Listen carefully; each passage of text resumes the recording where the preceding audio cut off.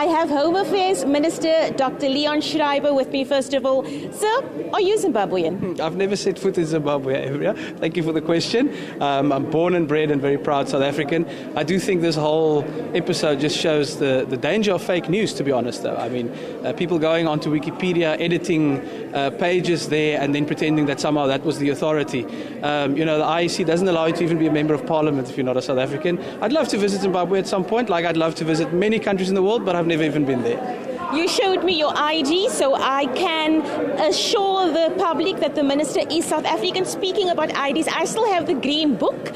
How much longer can I use that book for? Yes, please. That's another example, actually, of stories that are flying around. Please be calm. If you've got your green ID book, there's no reason to panic. It's not going anywhere soon. Of course, over time, the issuing of the smart ID cards will continue, and so you'll have a natural process of replacing that.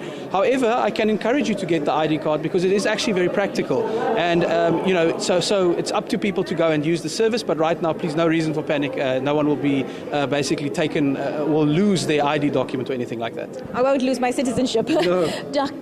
Minister, on a more serious note, you have a huge and challenging task ahead of you. We all know about Home Affairs and all the hassles. What is your first priority? Yes, I mean, I think every South African knows just how big the scale of the problem is.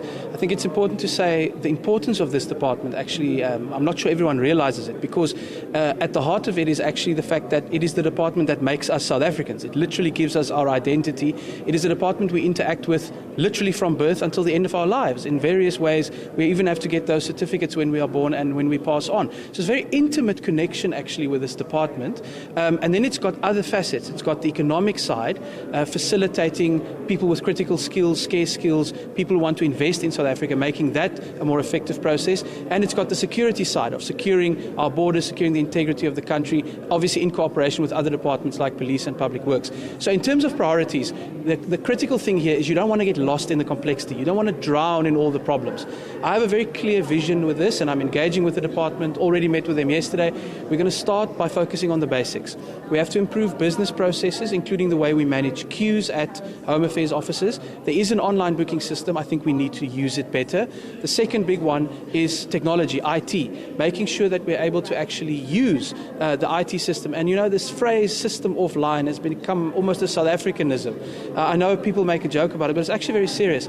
I, as Minister, want the system online, not offline. And we're currently already engaging with people to see if we can migrate some of the networking infrastructure to make sure that we keep that system online. Those are two examples. I think a third big one would be to say that we have to clear the visa backlog. This is a critical one with people wanting to bring skills, wanting to contribute, who have skills we don't have in South Africa, and we want them to come here and share that with us. But we have to make it easier and a more effective process. You can't wait the years for that visa.